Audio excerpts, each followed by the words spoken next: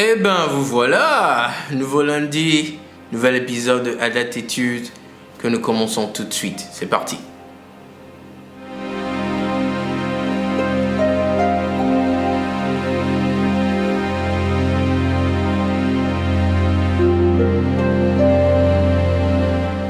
Alors, bien-aimés, bienvenue encore dans un nouvel épisode de Adattitude. Comme je le disais tantôt, mon nom est Jean-Pierre Adjodi, toujours très excité, toujours très content, toujours très béni, toujours vraiment heureux de passer ces moments avec vous parce que, vous savez, aussi longtemps que nous aurons l'opportunité de passer des moments ensemble en tant que frères et sœurs dans le Seigneur, ce sont des moments de joie, d'allégresse. Amen. Et nous prenons ces moments très au sérieux. Amen. Alors, mon nom est Jean-Pierre Adjodi, votre humble serviteur, et je suis avec vous chaque lundi. Et nous faisons une petite étude biblique que nous appelons ici Adattitude. J'espère que cette étude vous bénit. Depuis quelques mois déjà que nous avions commencé, et j'espère que vous regardez, vous êtes toujours là chaque lundi après-midi pour cette émission qui se déroule ici sur la page Adat Connect. Alors, aujourd'hui, nous allons parler de ceci. Ton futur commence aujourd'hui. Ton futur, bien-aimé, commence quand? Aujourd'hui. Alors, ceci est très, très, très pertinent.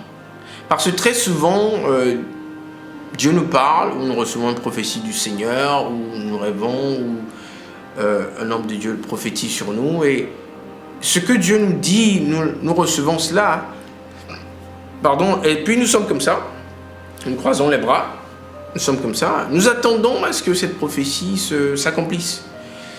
Et bien aimé, ce que j'ai envie de te dire aujourd'hui, c'est que tu as une part à jouer dans ton futur. Tu as un futur dans le Seigneur. Avec le Seigneur Jésus, nous avons des futurs brillants.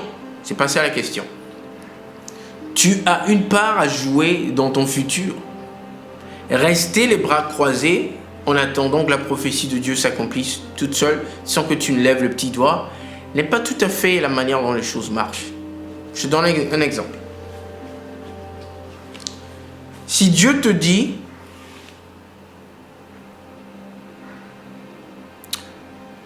qu'il t'enverra prêcher sa parole dans le monde, en tant que pasteur, par exemple, on va prendre cet exemple,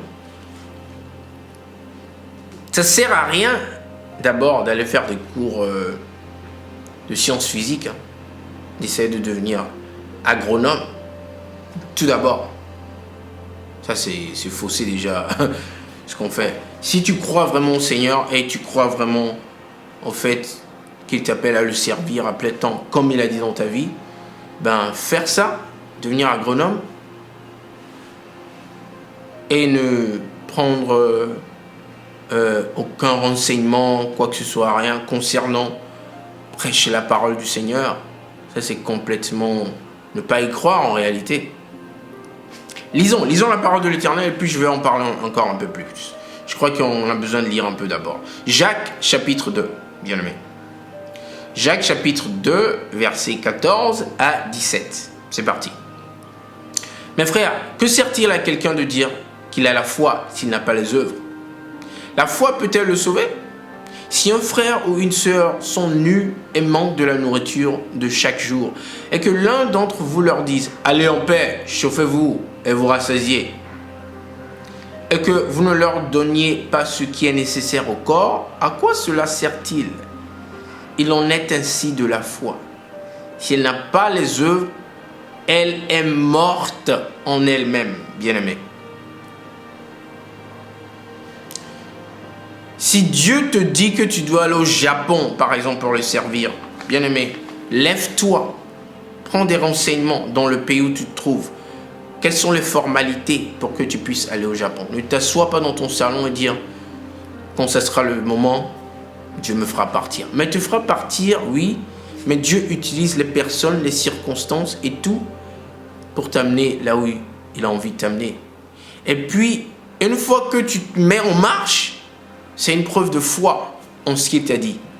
Va à l'ambassade du Japon, si tu as dit qu'il t'envoie au Japon.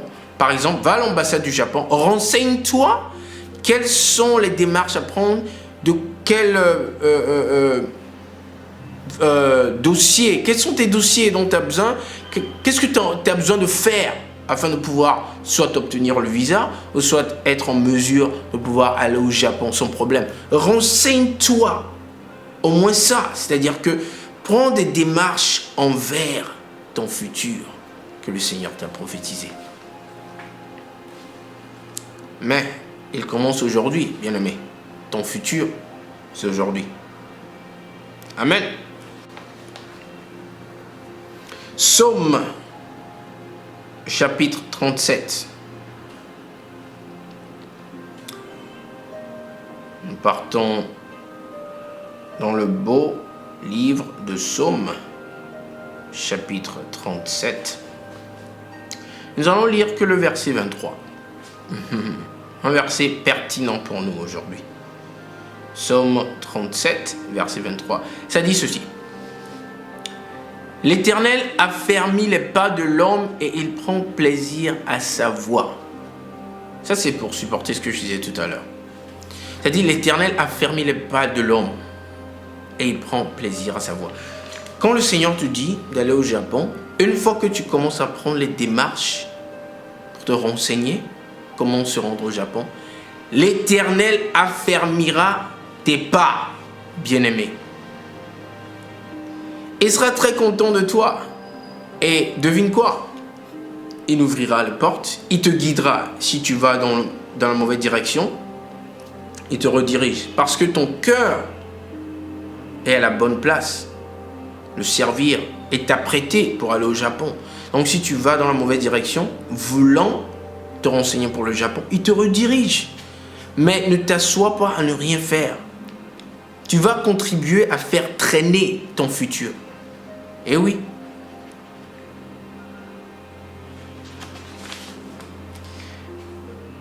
Genèse, chapitre 12.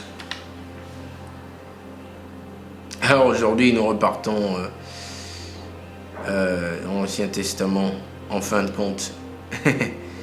Genèse 12, et nous allons lire les 5 premiers versets.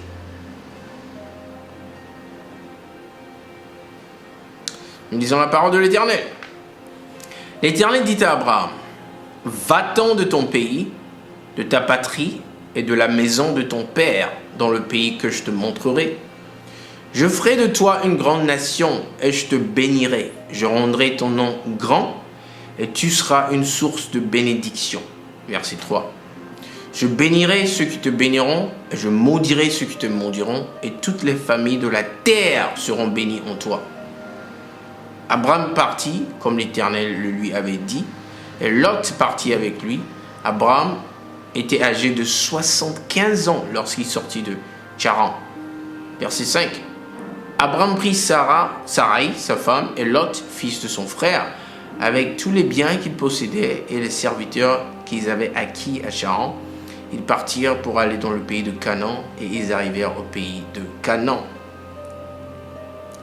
L'Éternel dit à Abraham, il dit quoi? Va-t'en de ton pays, quitte. Je te montrerai où partir. Et je te bénirai, et ainsi de suite. Abraham a fait quoi? Il partit. Le Seigneur ne lui a pas dit, va, je t'envoie au Japon. Non, va, quitte, je te montrerai où tu partiras. Abraham a exécuté. Et l'Éternel lui a montré. Quand le Seigneur dit quelque chose te concernant ton futur, comprends que ça commence aujourd'hui. Ton futur commence aujourd'hui. Donc, commence à prendre des pas en direction de ce futur. Ça ne veut pas dire que c'est toi qui vas le faire. Tu n'as aucun pouvoir pour faire quoi que ce soit.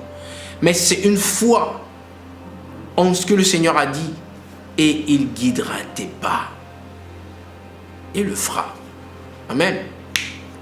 Ne nous asseyons plus à ne rien faire, à espérer que le Seigneur fasse tout. Il fera tout, mais pas tout, si on se comprend. Alors, bien aimé, ça sera la fin aujourd'hui. Merci infiniment de nous avoir écoutés. J'espère que vous avez été bénis. Mon nom est Jean-Pierre Adjodi, encore une fois. Passez une excellente fin d'après-midi et j'espère que la semaine sera excellente pour vous pareillement. Et on se retrouve la semaine prochaine, même heure, même page, pour un nouvel épisode. Allez, portez-vous bien. Shalom.